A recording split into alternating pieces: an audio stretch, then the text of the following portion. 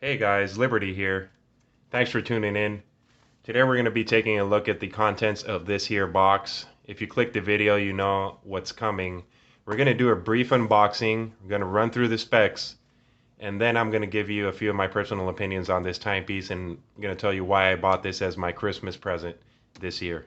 So let's roll the intro.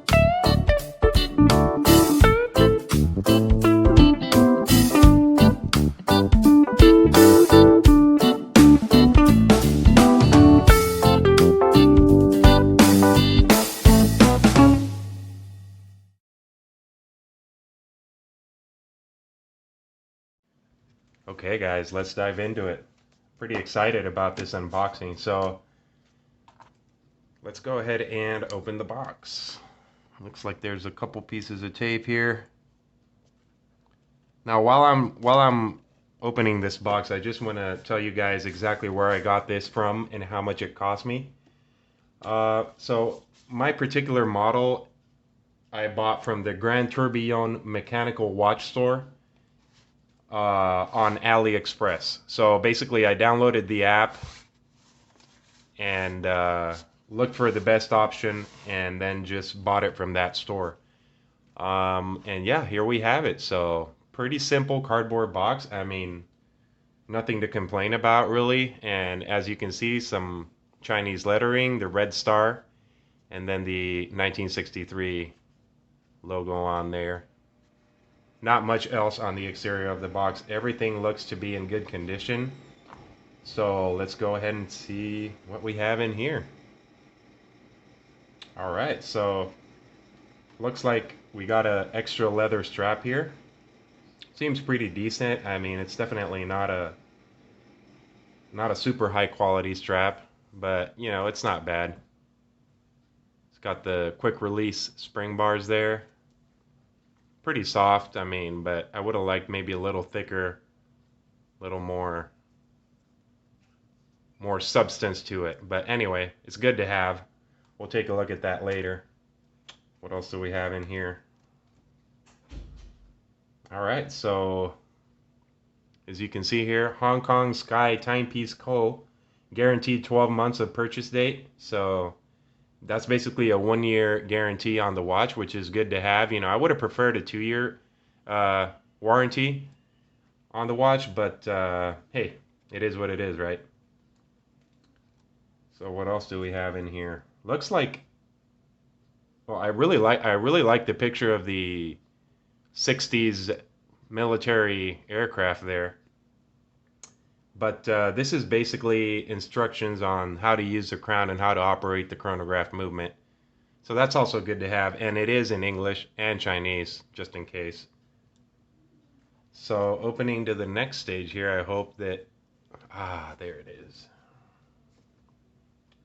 Well, looks to be very well packaged. I can see that it's on the Army Green NATO, which is also nice. So I can kind of dress it up with these guys and then dress it down with the supply case. So let's go ahead and dig in here. Looks like it's very well wrapped. It's got some kind of bubble wrap here.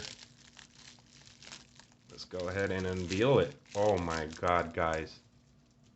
I don't think that the camera is really doing it justice. What a beautiful dial. Man. All right, so the store that I bought from had two different sizes. They had a 38 millimeter, which is more in line with the original size of this watch when it was manufactured in 1963.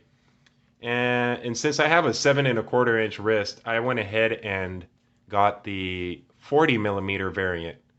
I didn't actually know that there was a 40 millimeter. I thought it was a 38 or a 42. But when I found the 40, I just bought it right away because I knew that that was a perfect size for me. So as you can see, we still have some more plastic to deal with, so let's go ahead and do that.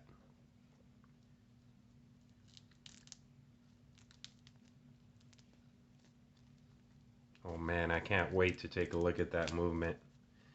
Like, my first impressions of the watch is the dial looks super high quality. That golden, I don't know if the camera does it justice, but the golden tone plays with light. It goes to a more whitish hue, then it goes to a more yellow hue. It's beautiful. Beautiful. The case looks awesome. It's all polished. My particular style is more, I like the brushed, the sandblasted finishes, but I don't mind it being polished. It really doesn't, since it's a small profile case, I don't feel that it's too blingy. Anyway, it looks like we have another piece of plastic here. It's not letting us. Oh yeah. So there were two options as well, as far as like the crystal on this. So there was an acrylic crystal and there was a sapphire crystal. I of course went for the sapphire crystal just because it makes for a better longevity experience of the crystal. And I just feel that oh, wait a minute. It looks like we have some type of anti-reflective coating on there. It looks like a very slight bluish anti-reflective coating there. Maybe not. Maybe it's just the hands. But all right, guys. So continuing with the unboxing here, we already took off all the stickers. There were some stickers around here that I removed as well, and I can't wait to flip this over and take a look at that column wheel chronograph movement. So let's go ahead and undo the NATO here and flip it over. Oh my God. So my first impressions of the movement here are that it has incredible depth. There's a lot to look at in here. But see-through case back, obviously. The quality of the finish in the back is all polished, and it looks pretty nice. I mean, there's nothing to complain about. There's some Chinese lettering around the dial. It says 1963 up there in the corner. And over here it says Plan B. And I'm not sure what Plan B means, but this is definitely a beautiful, beautiful movement right here. This is basically the reason why I bought this watch. It's well decorated. I mean, you can see all the action. You can see the column wheel and everything working, and that's just one of the main points for me. Looks like we have another protective plastic here. Let's go ahead and try to peel that off. Well, almost got it. Almost. Come on now. There we go. Oh, yes. What an awesome watch, guys. This movement is just so fun to look at. It makes you feel like you actually have a complex piece of watch uh, history in your hand here. I think that the 40 mil is a perfect size. I mean, it's not too big, but it's not too small. I mean, wow. Wow. Let's go ahead and actuate the chronograph. So let's run through a few of the specs of this watch while we have it here running. So the brand name of this watch is a Suges or Sugis. I don't know how you would pronounce that. It's Sugess. And then the model is the 1963. Uh, and of course, the movement in this is a Seagull ST 1901. And that movement alone costs like $90, the cheapest I could find it anyway. So the price of this watch for the whole watch was $162.36, including taxes and shipping and all. So basically, for 160 bucks, you have a column wheel chronograph mechanical watch with a sapphire crystal, 40 millimeter case, 20 millimeter lug to lug, 13.5 millimeter thickness, uh, beautiful, beautiful applied indices, blued hands, and that red chronograph hand just flying away there. Man, this is beautiful. So I think that for 160 bucks, it's really hard to beat this, and it's definitely something that I wanted to add to my collection. That is just amazing. You can definitely feel a lot of quality there. Let's go ahead and actuate the mechanism while we look at it. All right, so I just started it there. It's rolling. Let's go ahead and stop it and then reset. Beautiful, beautiful. I'm loving this watch, guys.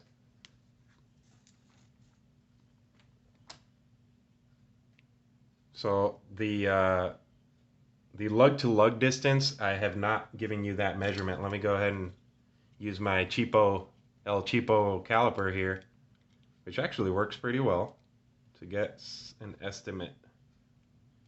Looks like you're looking at about 50 millimeters from lug to lug. So that's kind of large, um, from lug tip to lug tip, but it still wears very nice. Let me throw it back on the strap. All right, guys, we're back. Got it back on the strap there. And I'm going to set this guy down because I forgot something very important. I have not done a wristwatch check. Many of you may notice that I have a Pagani Design GMT watch here on my wrist. This was $80 including taxes and shipping. It got delivered in a sensible time frame, and the ceramic bezel, the 41.5 millimeter case, the GMT hand with the blue accent. I mean, truly, I am enjoying this watch a lot. This is actually running better or more accurately than my Blue Coral Sumo here. It's running more accurately than my, wait a minute, there you go. It's running more accurately than my Seiko 5 avocado dial here. And basically more accurate than all of my watches. I haven't checked this guy out for accuracy, but it's amazing how the movement inside of this guy, even though it's not a high-end Swiss movement, I mean, it is just, I don't know if you can appreciate it there, but it truly keeps time well.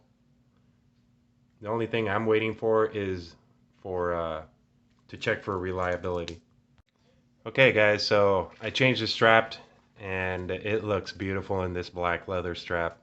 I'll go ahead and get a wrist shot of this, but you're definitely getting a lot of watch for $162 in my opinion. I mean, you can try searching the market for a column wheel chronograph, and I don't think that you'll find them anywhere under $1,000. So it's really nice to be able to have this type of watch, not spend all that much money, and just have the experience of owning it and operating it. Having that security that the case is solid 316L stainless steel, the sapphire crystal. I mean, it all plays very well. I'm going to go ahead and throw this on my wrist and see how it looks. All right, guys, so there you have it. Beautiful watch, great specs. You're getting a true mechanical chronograph for under under $170. I mean, US, including shipping, including taxes. It might vary slightly, but truly a beautiful watch. If you don't like the traditional Chinese dial here, you want for something a little more modern, a little more less Chinese, you know, there are other dial variants on the Gran Tourbillon mechanical watch store on AliExpress. So, you know, go ahead and take a look, guys. I'll try to leave some links in the description so you can take a look. And before ending the video, I just wanted to say this. This is my first time actually going ahead and filming a review. Sorry for the bad script. Sorry for the weird lighting and everything. You know, hopefully I'll get better at this with time. But I just wanted to give a shout out to 3 of the people who inspired me to start doing this. First one's going to be Jody from Just One More Watch. I love this guy's show. He is amazing. He's got a great vibe. He talks what he feels about the watches, and that's a great way to learn about watches. And I love the way that he focuses on value more than brand. He doesn't really care much about the brand. He really cares more about what you're actually getting in a watch. And for me, in my type of collecting, that's what matters. Another guy that I want to give a shout out to is the Time Teller. The Time Teller show is great. He really speaks his mind about watch brands, watch types, watch collecting stuff. So a shout out to the time teller, and also a shout out to the urban gentry. He really is the one who kind of the one that I first started watching when I started getting into watches. The Urban Gentry channel. If you have not checked it out, please do. I'll leave links to all these guys in the below. So yeah, I hope you liked it, guys. Give me a thumbs up if you enjoyed it, got informed, or learned something new, and toodaloo.